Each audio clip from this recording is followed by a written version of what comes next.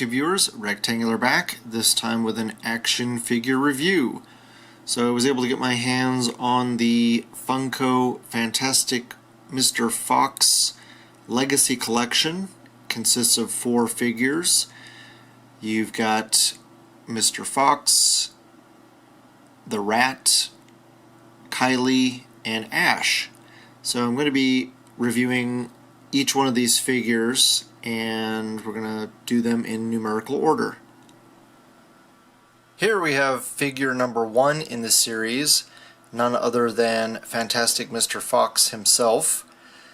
And really like the packaging. I think they did a really good job of not putting him in any kind of crazy pose so that he gets warped in the package, yet presenting him so you can see him really well. And also it's got really nice color and design with the background of the tree, and also a picture, a snapshot of the character from the movie in the lower left hand corner there. And then showing the accessory comes with a chicken, I believe. It's a chicken or a squab, not quite sure there. And you can see him from the side there. And on the back, showing the rest of the figures in the series. Number 2 is Mr. Rat. The 3rd figure is Kylie, and the 4th figure is Ash. And another picture of the character from the movie. Really well done. Really like these boxes. Kind of similar to what the Star Wars Black Series and New Marvel Legends have been doing. You know, it's nice to be able to reuse the box if you want to sell it down the road. Alright, let's get him out of the package and get a closer look at him. Alright, so before we get into the figure, I wanted to show the accessories that he comes with. It doesn't show it on the package, it's kind of hard to tell, but he does come with a clear display stand, which is very nice. That's going to be extremely helpful. And then he comes with, they don't tell you what it is, but it appears to be a duck. I don't know why I thought it was a chicken, but in the movie they go after chickens, ducks, and squabs. So yeah, he's naked, obviously. He's had all his feathers pulled off, but pretty well done. He's got a little dot on his eye there, and nice shading of the brown into the kind of beige. And then the feet are pretty well painted as well, orange. So pretty cool. You can use that for ACBA and other setups, so I like that. And let's go ahead and show the figure. Okay, so here we got the figure out of the package, and I gotta say I'm pretty impressed. Never handled a Funko figure before, so this is my first one. And yeah, I'm liking it. It's got pretty decent articulation. The paint is okay. It's not spectacular, but it does a pretty good job where it needs to be. And yeah, very good likeness of the character from the movie. I think if they had gone a little bit further with the paint, it would make it pop even more. It would look even more like the character in the movie. But as you can see, you can hold the accessory that he comes with really well. He's got the duck in his hand. Haven't tried holding it by his feet, but it does fit into his hand quite nicely. Let's get it out of the way. But he is a bit on the top heavy side, so it's great that he comes with a stand. Unlike a lot of figure stands, this is foot specific, so it has a small peg on one side and a large peg on the other. So it looks like his right foot is the larger hole and the left foot is the smaller hole. So you want to make sure that you're paying attention to that when you're trying to put it on, otherwise you might break his foot, or more likely you'll break the foot before you would the stand. But yeah, he looks great. They got some nice sculpted lines in his suit there, and Looks like mine just has a slight blemish on the back, probably where it was attached to the mold.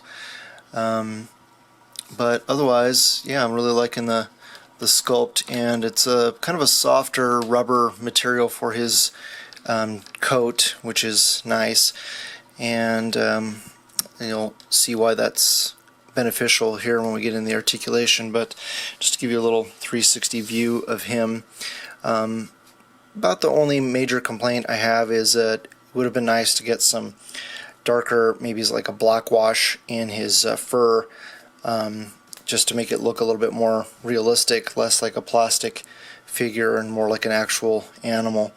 So if I decide to keep these, I'll probably end up doing that myself. But yeah, very cool. Speaking of the sculpt, it looks like they had initially wanted to either give him a detachable piece for the lower jaw. It looks like it is sculpted on, but I'm pretty positive it's glued in there. So that would have been nice if they had given him an open mouth so that you could either put the duck in his mouth or just have him talking. But yeah, that definitely does not come off. It's not removable. So get a closer look at his eyes there. I did a good job painting those. Everything looks pretty good as far as the paint. Lines look good there. Nothing. Only part that's kind of when I articulated the head, I'm not sure if when I moved it, the fur picked up paint from the shirt or if it was already like that from the factory. But that's like the only real major blemish in the paint that I've noticed. And yeah, so let's get into the articulation on him. Zoom in on the top here. He does have it's like a ball hinge head, so you can turn it side to side. There's not really any pivot on it and no up and down. It's more just kind of like a straight cut, but it is a ball because you can move it a little bit, but not really that much in the way of up and down. That's about all you're going to get out of that. And he has ball hinge shoulders, so he can go all the way around 360. His costume does flex a little bit, so no articulation hindrance there. And he has single jointed elbows, which he unfortunately cannot get a 90-degree rotation on. It's more like, I don't know, 75, if that. So that's a little bit disappointing there as far as the articulation goes. And then he has just a wrist swivel, no hinge. So you can rotate those completely. And that's pretty cool. Same articulation on the other side. So you can have him digging, and or he did get in a confrontation with Badger in the office where he's like trying to claw at him, so you can do that. And I can't tell, I think it's a ball joint in the abdomen. He does have a pretty nice good range of motion there. His foot came off the peg, but he does have a good flex there at the abdomen, so that's nice. And as far as and he does have a rotation as well, so that's pretty cool. I like how articulated he is.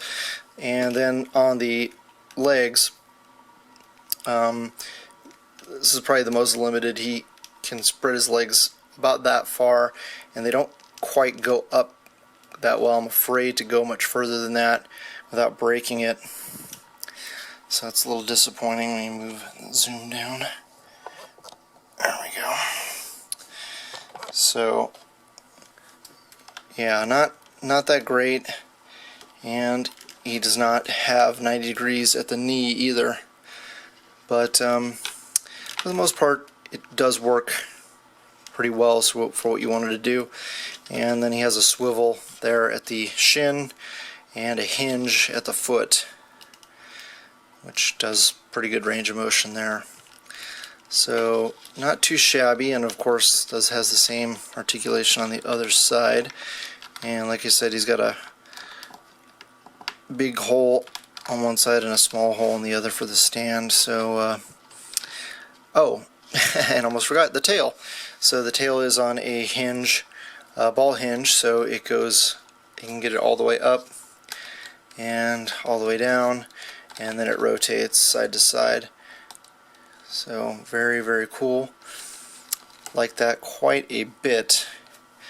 So overall, very, very happy with this guy. And let's go ahead and do a little size comparison with some other figures. Alright, so for a quick size comparison, on the left we have the Marvel Legends Infinite Series Nova, and on the right we have the Dagobah Luke Skywalker from Empire Strikes Back.